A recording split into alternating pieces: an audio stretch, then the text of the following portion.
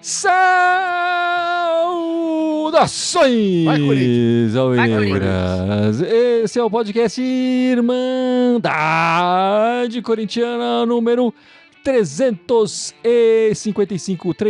Eu sou o Guilherme. Eu tô aqui com a Ana, com o Gibson e com o Dudu. E se vocês repararem bem, eu tô na estica aqui hoje, hein? Tô na moda. Eu sou feio, mas tô na moda, Gibson.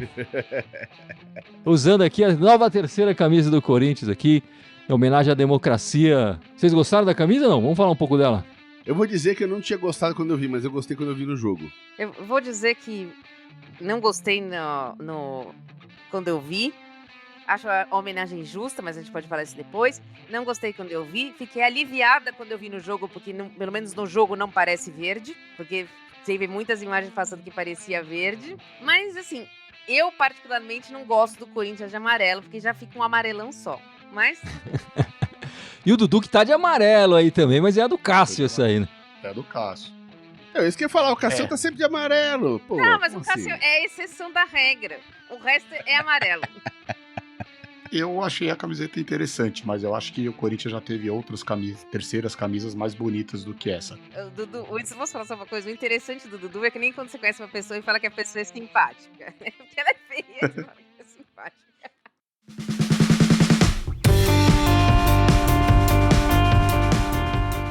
Gosto é gosto, meus amigos. Isso aí não se discute, só se lamenta. Bom, vamos deixar a camiseta de lado por enquanto. Depois a gente vai falar um pouco do assunto mais fashion aqui no podcast, porque tem muita coisa pra falar, especialmente dessa semifinal que o Corinthians vai disputar a partir da terça-feira, 9 da noite, na Neoquímica Arena, na semifinal da Copa Sul-Americana. Quando começou o ano, ninguém nem imaginou que a gente estaria disputando a Copa Sul-Americana, porque a gente só está disputando essa competição depois da pior campanha da Libertadores nos últimos 40 anos, meus amigos. Nós nos classificamos para as oitavas e isso que nos deu condição de disputar a Copa Sul-Americana. A gente não teve méritos na classificação da Sul-Americana, nós tivemos deméritos para estar nesta competição, que estamos na semifinal, uma competição ainda que o Corinthians não ganhou. Tem sua importância, né? O Dudu já lembrou aqui num podcast anterior a premiação que rende, mas enfim. Vamos relembrar um pouco a nossa campanha na Sul-Americana aqui, Gibson? Bora. Então, o Corinthians não disputou a fase de grupos, né? Já entrou ali naquela pré-oitavas de final, né? Aquela disputa ali dos refugos da Liberta, né? 16 avos, né? Não 16 avos de mentira, mas é que entra o pessoal no torneio nessa altura do campeonato, né? O pessoal que não foi... 16 avos seria se todo mundo tivesse jogado o torneio inteiro, mas então 16 avos de mentira. Mas a gente... entrou ali jogando contra o Universitário. E foi a fase mais tranquila pra gente, né? Essa primeira aí. O primeiro jogo a gente ganhou em casa de 1-0. E o segundo jogo, lá ganhamos de 2-1. Então no agregadinho foi 3-1. Foi mais tranquilo, assim, sem grandes sustos. E aí, portanto, a gente conseguiu garantir a vaga a partir das oitavas de final. Entrou pra valer no torneio, né? Nas oitavas de final, já começou a ficar mais difícil a coisa, porque a gente entrou no grupo na pegada dos argentinos, né? Então a gente entrou pegar o Newell's. O primeiro jogo foi aqui também em São Paulo, se me fala a memória, 2-1 pra gente. E o segundo jogo foi lá, 0-0. Jogo tenso, pegado. Assim, aquele jogo que deu sorte de não tomar um gol e ir pros pênaltis, mas passou. Né? Conseguiu ali arrancar uma vaguinha pras quartas. Né? Nas quartas de final, de novo o time argentino. Só que aí foi mais encrenca, né? A gente ganhou o primeiro joguinho aqui de 1-0. Segundo jogo os caras ganharam lá, de 1-0. Foi pros pênaltis, nos pênaltis a gente levou 3-2 ou 4-2? 3-2 acho que foi, nos pênaltis pra gente. 3-2, 3-2. Se me falha a memória. E aí conseguimos vaguinha agora pra semifinal, a gente vai cruzar com o Fortaleza, né? Vamos pegar finalmente um time brazuca. Só que o Fortaleza tá num momento muito melhor que o Corinthians atualmente. Então vai ser uma semifinal muito dura, muito dura. E é o título que o Corinthians tá apostando a temporada dele, né? Assim, pra tentar alguma coisa que presta, jogando 9 partidas dá pra ganhar um título, ou seja, que é pra tentar salvar o ano do Corinthians, que enfim, Libertadores, Copa do Brasil, o resto foi tudo perdido, né? Um ano pra esquecer de modo geral. E de quebra, assim, não só ganhar uma graninha, faturar o din-din que o time tá precisando, mas tentar garantir vaga ano que vem pra Libertadores e pra Copa do Brasil também. As cartas estão todas em cima dessa na mesa, estão todas em cima dessa chance de ganhar esse título, mas passar essa semifinal, eu vou dizer que vai ser bem complicado. Eu acho que na final, como é jogo único, qualquer coisa pode acontecer. Mesmo o adversário sendo melhor. Quando é um jogo só, é o dia, né? Agora, quando são 2 jogos, quando o adversário tá jogando melhor, tá mais organizado, a gente vai suar a camisa. Vai ter que suar muito aí, vai ter que suar muito. A curiosidade que fica é que não teve nenhum jogador que marcou mais de um gol na competição, né? Impressionante. Todos os 6 gols marcados pelo Corinthians na competição foram por jogadores diferentes, né? O Felipe, o Maicon, o Rian, o Yuri Alberto, o Wesley e o Gil. Gil agora goleador, né? Essa semana marcou o nosso gol lá. E Ana, você viu algum jogador que se destacou mais do Corinthians nessa Sul-Americana? Você viu algum destaque positivo aí? Olha, difícil destaque positivo. Pra mim, quem se destacou mais na Sul-Americana, chovendo uma olhada, eu vou falar que é o Cássio. O Cássio foi bem contra o News Old Boys, foi bem contra o... principalmente contra o Estudiantes, então eu só vejo o Cássio mesmo. Dá pra destacar um pouco o Carlos Miguel também naquelas primeiras partidas que o time jogou com um elenco alternativo, terceiro, sei lá, era um elenco muito de garoto, né, Dudu? E depois o Corinthians abandonou isso conforme foi passando na competição, foi colocando os jogadores com maior salário, né? Enfim, não vou falar de titular. Não só passando, como caindo das outras também, né? É bom lembrar disso. A Sul-Americana era a última preocupação ali do time. É verdade, Mas caiu da Copa, né? Enfim. Aí, é verdade. Prioridade, né? Se tivesse nas outras, também estaria jogando com outro time aqui, com certeza. Bem lembrado, Gibson. É curioso que, assim, contra o Universitário foi o time todo reserva, contra o News foi um mesclado, e contra o Estudiantes já vamos falar assim que foi o time principal, né? Que deve ser o time que vai enfrentar o Fortaleza. Agora, uma coisa que é interessante falar do Fortaleza, além da ótima organização deles, né? É um clube que vem conquistando títulos, vem conquistando o respeito, o respaldo aí cada vez mais no futebol brasileiro. Que essa semana os sócios aprovaram a SAF do Fortaleza. Então é um clube que vai virar SAF, mas é bem diferente dessas que estão entrando no país aqui, né? Os sócios é que vão administrar. A torcida que toma conta do time. E eles pegaram desse modelo muito do Bayern de Munique, né? Vamos ver se vai dar certo, mas é um time com pouca dívida, é uma folha salarial bem menor que a nossa. Tá jogando já a Sul-Americana, jogou a Libertadores, tá jogando a Sul-Americana de novo, é a primeira vez que chega numa semifinal. Fez uma boa Sul-Americana até aqui, né? Então a gente vai ter que tomar cuidado, acabamos de enfrentar eles no Brasileiro. Foi nada fácil, perdemos. Enfim, o Corinthians vai ter que tomar cuidado com Fortaleza. Espero que a juventude que jogue dê conta do recado e que os experientes saibam fazer o que eles têm que fazer, porque volto a falar aqui, né? Eu acho que a gente precisa fazer pelo menos 2-0 para ir um pouco mais tranquilo lá. 1-0 vai ser complicado. Adoraria usar o seu mantra, né? Se não tomar gol, tá valendo, mas a gente sabe que o Corinthians adora proporcionar isso aos adversários. E o Gibson, na retrospectiva, não lembrou disso, né? Mas esse jogo contra o Estudiantes lá fora, né? Que foi para as penalidades e tal, o Corinthians levou 30 finalizações no gol, né? Foi um negócio absurdo, assim. E ainda tem que ouvir depois o treinador falar: ah, não, mas era o que eu queria perder de pouco, era a estratégia, deixar eles chutar. Enfim, aquela baboseira toda que depois ele até veio a se pedir desculpas e tal, mas... O que você espera dessa partida agora, dessa terça-feira? É 30 finalizações contra ou 30 a favor? Bom, 30 a favor com certeza não é. Nós não conseguimos dar 30 a favor nem com o Botafogo com 1 a menos, né? Mas espero que não seja 30 contra. Eu pra falar a verdade, eu não tô nem um pouco otimista em torno dessa classificação. Logicamente eu vou torcer pro Corinthians, porque eu sou corintiana, mas falar que eu estou otimista que o Corinthians vai classificar, não estou. O Corinthians não joga bem na Sul-Americana, não joga bem no Campeonato Brasileiro, não joga bem com o time reserva, não joga bem com o time titular, não joga bem com nada. Espero que o Corinthians consiga vencer, mas se vencer eu não acho que vai ser com os 2-0 do Dudu, não. Eu acho que vai ser com 1-0, mais na força da torcida do que com qualquer outra coisa.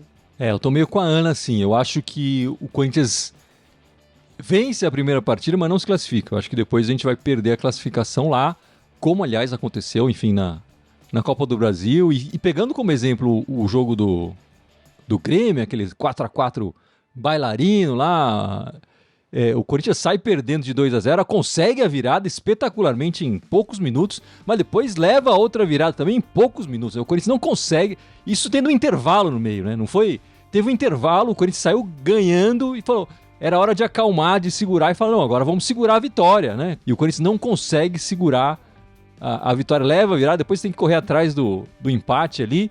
Enfim, e se a gente for pensar nos mata-mata, na eliminação do Corinthians no mata-mata da Copa do Brasil, foi a mesma coisa. O Corinthians não consegue segurar resultado, e até por isso dou razão pro Dudu. O Corinthians precisa tentar fazer um placar mais elástico, e aí é difícil porque o Corinthians não vem conseguindo fazer isso recentemente. O problema não é nem que não conseguir segurar o resultado, né? Porque uma coisa é você tá empenhado, jogando empenhado, e o adversário ser melhor.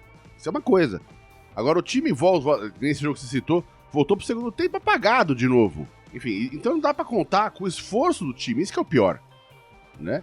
Pode perder, isso não me incomoda. Agora o que me incomoda é quando o time não joga com vontade, joga apagado, aí é difícil. E não contar com o esforço e nem com a capacidade do treinador, né? De trazer alguma coisa diferente, de trazer enfim, de acertar a armação do time, né? O Corinthians teve tempo pra treinar já, o Luxemburgo está aí há um bom tempo, já muito mais do que eu gostaria.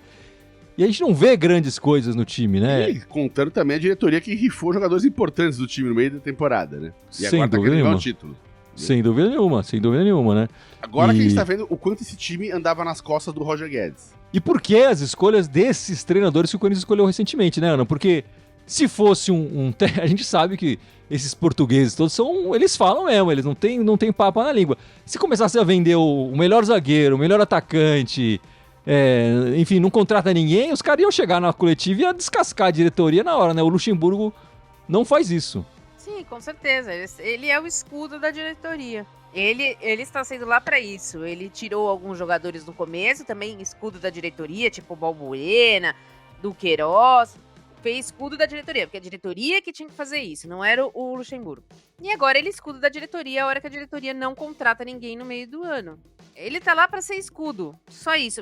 Ele é tão escudo que a gente sabe que as entrevistas coletivas são absurdas, porque nessa semana sempre foi falado da Sul-Americana. Agora a última dele, não, a prioridade do Corinthians é escapar da Série B. Então a gente não sabe qual que é a prioridade, né? E ele que vinha até então falando, não, tá tranquilo do brasileiro, enfim. Tá. E agora que tá mais tranquilo mesmo, ele vem e fala disso. Mais tranquilo entre aspas, né? Porque mesmo com a vitória, nós estamos em 10º, né? Mas está mais perto do Z4 do que acho que da 8ª, 7ª colocação, enfim. Vamos pro Brasileirão, então, certo? O Corinthians essa semana jogou contra o Botafogo, né? 1-0 gol do Gil. A gente, Dudu, ficou 70 minutos com um a mais e mesmo assim tivemos grande dificuldade para conseguir esse gol ali, que para mim o Gil brotou do nada ali no ataque para fazer o gol, né? Surgiu ali, concluiu que nem um centroavante, concluiu melhor que o Yuri Alberto, eu acho. Verdade, tava lá o nosso centroavante, né?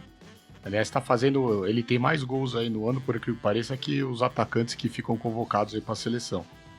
Impressionante isso, né? Não que ele mereça a seleção, mas você vê num time como o Corinthians, ele consegue fazer mais gols que os caras. É impressionante, eu me decepcionei um pouquinho com o jogo. O Corinthians, mesmo jogando 70 minutos com a mais, ele deu espaço pro Botafogo. É praticamente um jogo dos sonhos que qualquer treinador tem. Você tem um cara do outro time expulso com 20 minutos, né? E você mal aproveita. Porque não é que eu tô falando que o Corinthians também precisava golear, mas, cara, não precisava passar o sufoco que passou. Ah, o Botafogo é líder, tudo bem, mas, poxa, se somos nós que temos um a menos, o Botafogo faz mais de um, com certeza, com 70 minutos. A gente sempre tá com um a menos do 2, tá com o Roberto em campo, bicho. Enfim, com todos os percursos, arrumamos 3 pontinhos, a rodada foi generosa, a gente pulou lá pra 10ª colocação, né? Pra dar um respiro pra gente no Brasileiro, antes da Sul-Americana. E aí aconteceu aquilo que você previa há uns podcasts atrás, né, Gibson?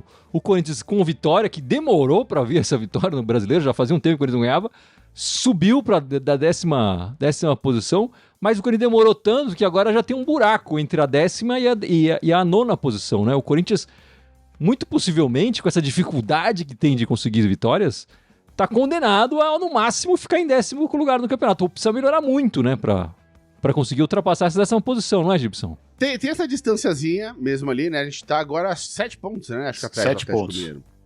Mas a gente tem jogado, assim, o brasileiro, de modo geral, com times mistos, ou às vezes até com time reserva, porque tá priorizando a Copa do Brasil, tá priorizando agora vai semifinal da Sul-Americana, e se passar pra final, vai ter o jogo da final, enfim.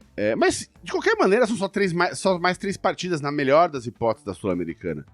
Então a tendência é que o time comece a ficar agora 100% disponível pro brasileiro. Dito isso, a nossa segunda parte da tabela, assim como foi no primeiro turno, agora no segundo turno, é muito mais tranquila que a primeira parte. Na teoria, nessa segunda metade do segundo turno, a gente vai estar com o time titular jogando brasileiro, ou boa parte dele jogando brasileiro. Então eu acho que dá pra colar nessa turma da frente sim, e a gente pode subir sim.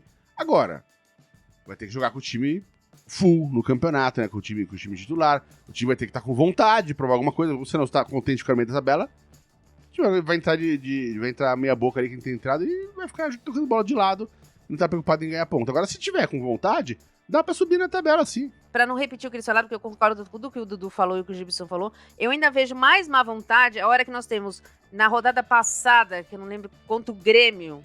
Não, foi outro jogo, que o Bruno Mendes toma o terceiro cartão amarelo dele numa falta fora de campo.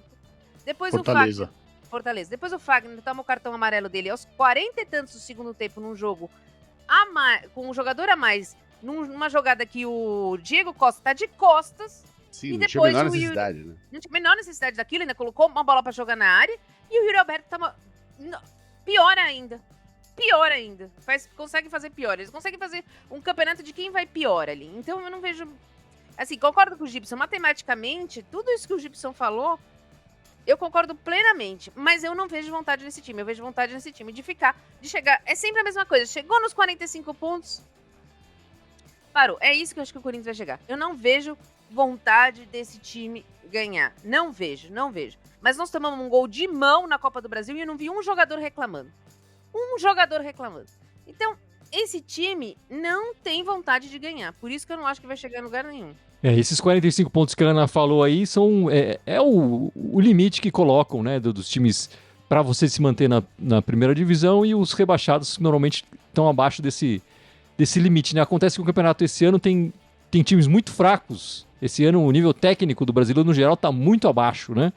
Me parece que esse ano essa pontuação limite vai ser até mais baixa do que tradicionalmente é os 45 pontos. E bom, o próximo jogo do Corinthians no Campeonato Brasileiro é justamente contra o Jardim Leonor no sábado, né, Ana? 6h30 da tarde, fora de casa. Esse jogo ensanduichado entre as partidas da semifinal da Sul-Americana.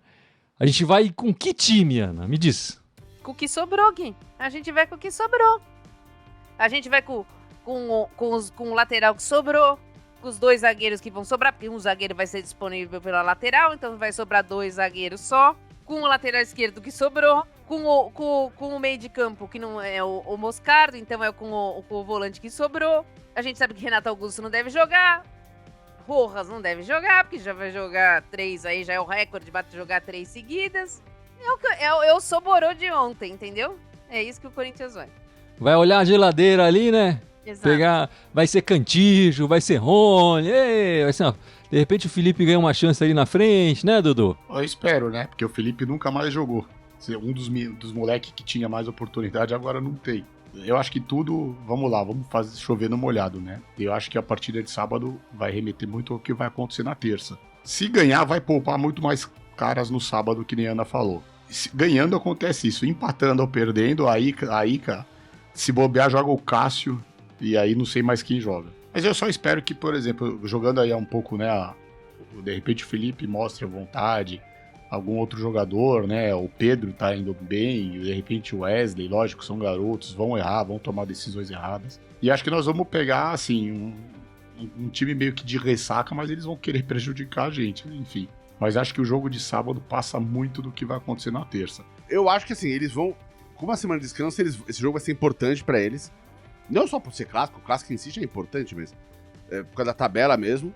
Né? Eles estão 4 pontos ali acima da zona de rebaixamento, né? E pra tentar passar esse momento ruim do brasileiro. E a gente vai estar na situação espremida entre os 2 jogos.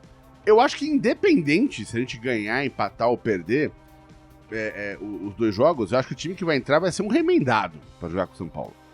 Eu acho que o Luxemburgo não vai ter a moral de botar o time, a Vera, pra jogar com o São Paulo. O time a diretoria tá apostando muito pesado na Sul-Americana eu duvido que o Lucha fosse fazer isso, enfim. Eu gostaria que jogasse o time. Eu acho que tem que, dá pra jogar 2 vezes por semana, sabe? Né? Poupa ali um jogador ou outro, que sei lá, o Renato Augusto, é o cara mais complicado, põe no segundo tempo, mas o resto tem que jogar, porra. Os caras ganham muito dinheiro, pra não jogar 2 jogos na sequência, sabe? É muito ridículo isso. Enfim, eu acho que o time vai entrar um remendadão, vai ser triste. Esse clássico no fim de semana vai ser teste pra cardíaco. Enfim, agora chegou o momento fashion da Irmandade Corintiana. É sempre divertido falar de coisas mais leves do que o futebol do Corinthians. Falar da terceira camisa que eu tô aqui vestindo. Agradeço demais o meu presente de aniversário. Essa semana fiz aniversário e de presente já recebi aqui a grande, bela nova camisa do Corinthians. Foi o Alessandro e o Duílio que te mandaram ou não? Os meus amigos do peito aqui. Obrigado, não foi... Não tenho nada a ver com o Duílio Bundão, ao contrário da Ana, que é tio dela ali, né? Mas enfim, ninguém fala nada. Bom, essa camisa, como as outras camisas do Corinthians desse ano, todas remetem à democracia corintiana, né? As outras duas, a camisa número 1 e a camisa 2, inclusive traziam o logotipo da democracia corintiana, criado ali e tal, e utilizado outras vezes pelo Corinthians. Essa aqui traz na memória o comício pelas diretas já no dia 16 de abril de 84, né? O movimento da democracia corintiana, só pra gente contextualizar ali, começa em 82 e vai mais ou menos até 84, né? O movimento das diretas já do Brasil, enfim, que não tem a ver com o Corinthians, mas tem a ver com o país, com o Brasil, começa mais ou menos em 83, com os comícios na Praça da Sé, enfim, comícios que viajaram o Brasil inteiro e termina nesse comício do dia 16 de abril com mais de 1 milhão de pessoas no Vale do Anhangabaú.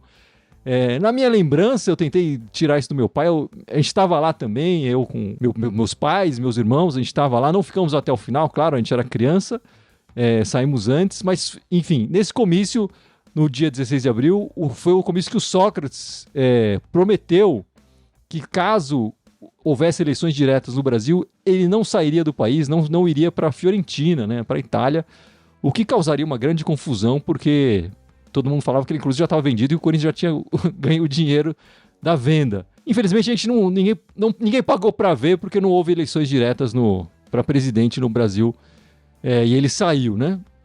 Mas enfim, essa camiseta tem o tom do amarelo, segundo consta das fotos e tal, o amarelo que o Sócrates e o Casagrande, que também estava lá no comício, estavam usando naquele dia, durante esse comício histórico aí pelas diretas no Brasil. A gente já deu uma passada aí, então só para relembrar, Ana, você gostou ou não gostou? Não. Não gostou. O Gibson? Eu não tinha gostado quando vi antes, mas gostei no estádio. E o Dudu? Eu tenho que fazer aquela política da boa vizinhança, né? Eu acho que teve é simpática. as camisas mais bonitas. A camiseta é simpática. Segundo o Dudu, a camiseta é simpática. Mas e aí, Ana? Você vai comprar? Nada do Corinthians é feio, né? Mas enfim, tem coisas melhores. Você vai comprar, Ana? Não vou comprar. Com todo respeito à história que você falou, com todo respeito a você que tá vestindo a camiseta, tá?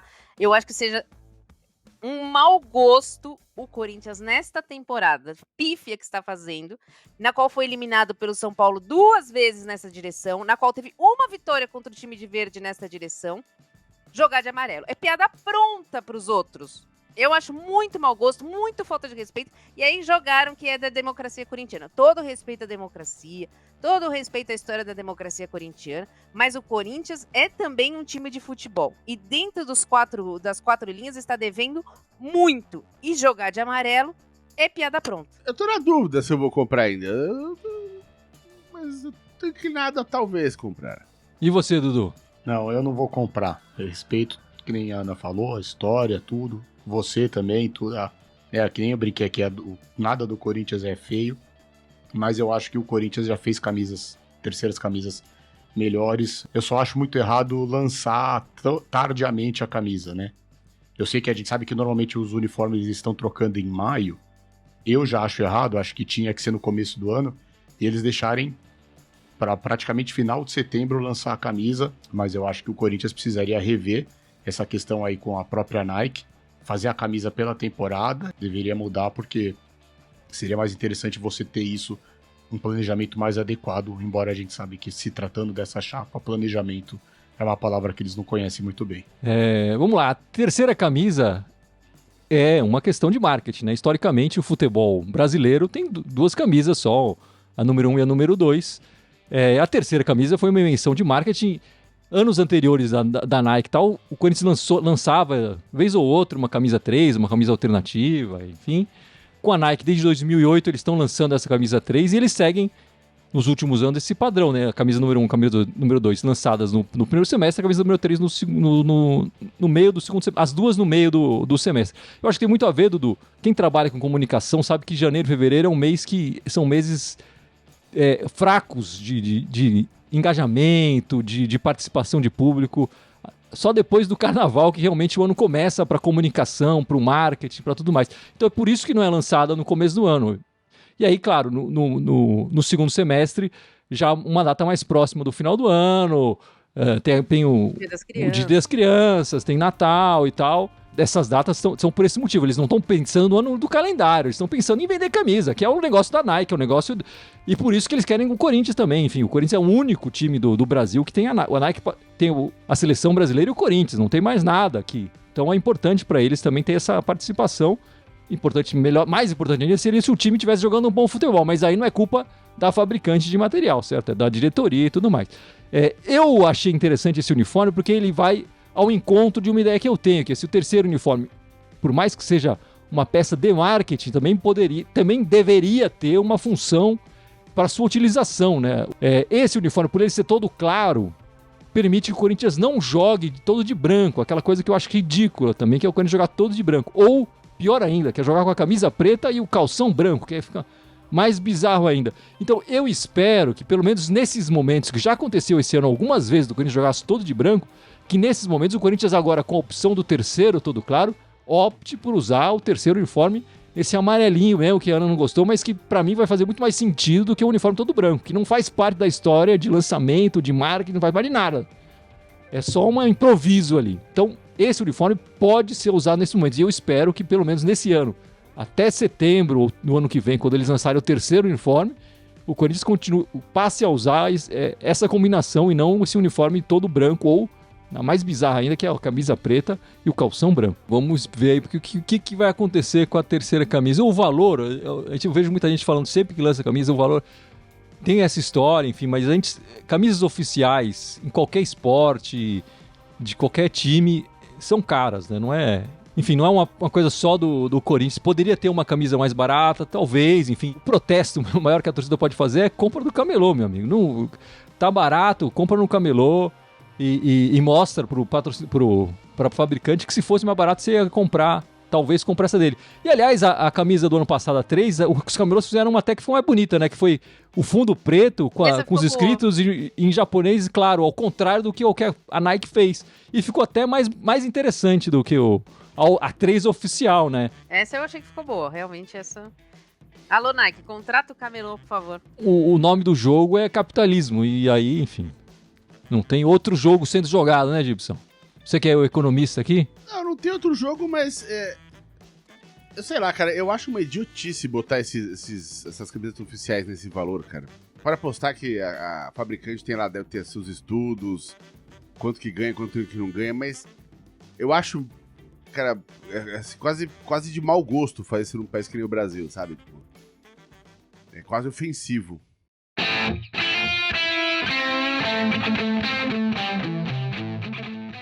Mas é isso então, meus amigos. Vamos encerrando esta live, este podcast 355, mas não sem antes o Gibson lembrar as nossas redes sociais, certo, meu amigo?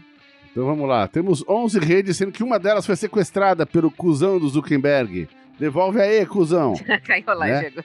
Agora nunca mais volta, né? Mas na teoria, nós temos o Facebook, o YouTube, o Instagram, o Twitter, o SoundCloud, iTunes, Deezer, Spotify, Telegram, TikTok e... Telegram e TikTok, é isso aí, tá certo. Todas elas em Mandarem Corintiana com TH, só no Twitter quer mandar timão. Peço desculpas para as pessoas que nos acompanhavam lá no Facebook, mas a gente tá com sérios problemas ali. E Dudu, quando quer mandar de volta? A Irmandade volta domingo, mesmo bate-canal, bate-horário, né? 7 horas da noite. Vamos falar dos dois jogos, né? Da primeira partida contra o Fortaleza e do clássico contra o Jardim Leonor. Já prevendo o jogo da volta contra o Fortaleza, enfim. A gente conta com vocês aqui, domingão, 7 da noite. Se a gente estiver vivo, né? Porque com esse calor e com o Corinthians jogando desse jeito, a gente vai infartar facinho. E vamos lá, rapidinho, Ana. Placar do jogo de terça-feira. 2-1. Gibson. Eu acho que vai ser 1-1. Eu gostaria que fosse 2-1 pra gente. E você, Dudu? 3-1 Corinthians. 1-0, eu vou falar 1-0, gol do Renato Augusto. E você, quem vai marcar os seus gols, né? Lucas Veríssimo e Yuri Alberto. Os meus eu sei que quem vai marcar vai ser qualquer um, menos o Yuri Alberto. Dudu. 3, hein, Dudu? É difícil o seu placar. Não, difícil não.